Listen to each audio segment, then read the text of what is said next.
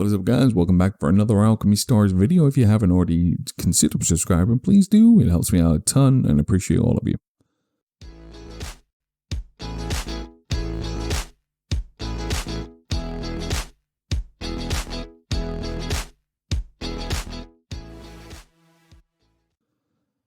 Now, I wasn't going to make this video because I didn't want to put my spin on whether or not you should pull Taki, because I don't believe I have what it takes to make Taki work to the point where I could generate enough information in my head to determine whether or not he's useful or not. Alright? He has a kit that would definitely require certain Aurorians to work with him, in the sense that I think he will benefit a lot from other units that cause burn, which unfortunately I don't have. So I'm gonna give an opinion on what he's like without units that have burn, and not with burn because I don't have them. So what is he anyway? So he's a 5-star detonator from the fire team. He also becomes a forest as you get him to A3. Now he has an active skill called Dragon Scorch, which launches searing flames towards the selected tile that erupt in a cross-shaped area and deals 400% damage. He'll deal 80% damage to enemies on both sides of the selected tile. Now, at the same time, he converts that selected tile into a red enhanced tile and applies burn marks to the target before dealing damage. Now, he has a 5, 9, and 13 combo, all dealing damage. Now, the 5 is a 3 1-row combo, 9 and 13 are 3-row. So, he's really good for picking out damage on bosses or larger units that take up more than one tile, because he can stack that damage. So, if you are looking to do damage to a boss, he seems to work well. Burn also works really well on bosses because of the fact that it does damage over time. Now, his equipment skill is Burn Mark. At the start of each round, he applies a burn mark to the enemy with the highest percentage of HP, which is why I suggest he's good against bosses, because the boss will always have the highest HP, meaning that he will always apply the mark to the boss, stacking it up even higher. So it increases all damage Taki deals to the target by 10%. Each time an enemy is afflicted with a burn mark is eliminated, Taki's attack increases up to 3% to a maximum of 15%. So the reason why I think that secondary effect is there is because if he didn't have that secondary effect, he wouldn't be as good, I think, against smaller minions.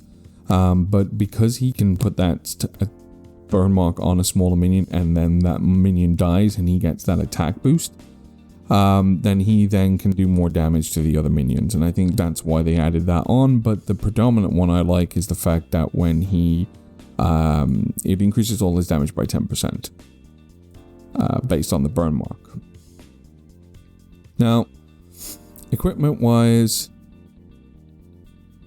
as you do level up the equipment, it increases the maximum burn damage you can do, and of course you get your fire elemental counter damage on him as well. Looking into his breakthroughs, I do have his first breakthrough, which is this one, which basically turns the active tile into an enhanced tile. Now, if you were to get him massively OP and fully broken through, you would get the Preemptive Strike. Preemptive Strike is one of the, if not strongest, afflictions that you can put on a hero, I believe, for the fact that you can burst down waves before the game even really gets underway, and you can do a lot of damage. So how are we going to test him out? I don't know, right? I don't want to put him in the Spire because we're stuck. Right, apologies for the crash. As I said, we are stuck on 42 going into 43. Now, I'd stick him on 814, but I think the better one would be to show him off on... I'll just stick him on 714 for now. The boss on the 714 is pretty straightforward. So it's a fire boss, so we're not going to be doing overpowered damage to him. So we're basically going to be doing standard damage in the sense that there are no extra damage for the fact that we have the counter damage. He is just going to be doing his normal standard damage now, which is kind of probably not the place you'd put him into. Of course, you'd have him running in the Spire, which means that he would have his counter damage up by another 50% if you maxed out his equipment. but I just want to get a basic understanding of him. So I barely use them. So this is a really first-hand opinion on whether or not I would sort of consider him useful. I'm happy I built him because, like, I like having units built. But whether or not he's actually a good unit to have, I don't really know yet. So we have him as captain, and of course we don't have the preemptive strike, and it is unfortunate that his preemptive strike is his last breakthrough. But we do get to take advantage of his combo. So his initial combo requires a 5 step. So we need 5 red blocks before we can even do his combo. So we have 1, 2, 3, 4, 5 here. So we can jump across this.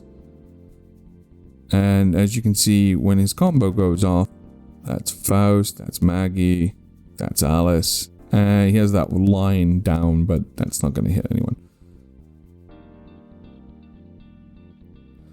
Like, whether or not, like, I need to build him further, like, I don't know. I just find, like, in this particular team, like, who else would I have in this team right now? And I would say, like, I'd rather have Victoria, for example. If I pulled a Victoria, I'd rather have Victoria. I think Taki's a constellation prize, man. I think everyone should be pulling for hero at the moment. And I think if you pick up a Taki, it's kind of like, oh, cool, you know, it's an extra bonus. But maybe, I don't know. I feel like I don't have enough information on this character. I don't have the ability to put him into some team comps that I think it'd really work well. I think if you had other team comps with Burn and stuff like that, he would work well on. But maybe I'm just wrong. Maybe Burn characters aren't what he needs to run on. Maybe he can run on his own. It's just I don't have what I think the team comp needs. And now my brain's like trying to think of like what team comp he would work in, but I always come across someone else I'd rather have in the team than him.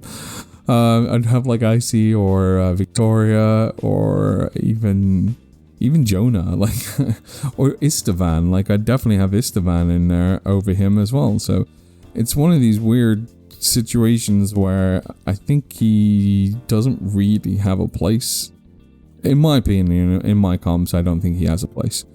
Like, he does a lot of damage, I'm not gonna lie. I mean, we have that burn mark on this one now. We have burn mark on tier 1, burn mark on 2. Now, we can do his active. So his active basically launches that Searing Flame in a cross shape, and we can initiate that by selecting which tile we want. We could... Wait, it's gonna be on this cross shape, so we could drop it here, and then we'll get both of these. Now, does that also put another burn mark on them? Holy shit, okay, that was a lot of damage. Holy crap, that was 20k of damage to that boss. The green one. Is that because of the burn mark as well? That was a lot. Okay, I was very surprised at how much damage we just did off his active. Oh god, I can't convert red squares to save my life on this team. I need way more converters. Alright, let's jump over here. What I'm wanting to know is, can I put more than... See, it says tier 1. Tier 1? Tier 1. Can I get a tier 2? Is there no tier 2? Is it just tier 1s? We're kind of squished up in this corner right now. I can't really move anywhere. There is a red tile there, though.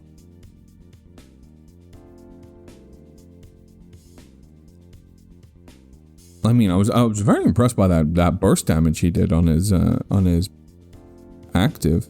Unfortunately, we now have to wait 2 turns before we can do his active again.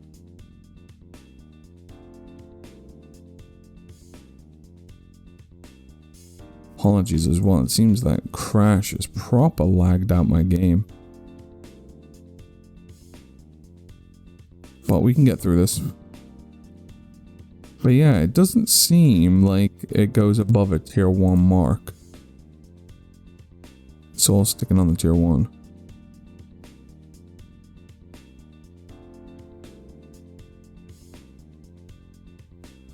Definitely going to be moving back to blue stacks this weekend, I think.